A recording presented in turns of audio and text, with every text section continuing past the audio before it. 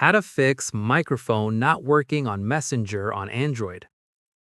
This tutorial shows you how to troubleshoot and resolve microphone issues on your Android device. First, long press on the Messenger app icon and tap App Info. After that, tap on Permissions to open the app permissions. From there, find Microphone from the list and tap on it. At this point, make sure it is set to Allow so Messenger can access your microphone. In the next step, go back to the App Info page and tap on Storage.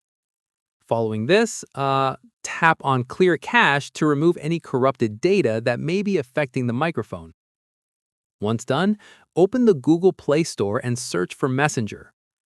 From here, check if an update is available, and if so, tap Update and wait for it to finish. Finally, press and hold the power button until the power menu appears, tap Restart, and once your device boots back up, open Messenger and test your microphone on a call. And that's it. If this Messenger guide helped you fix your microphone, give it a like, subscribe for more Messenger tutorials, and tap the bell icon for updates. See you in the next one.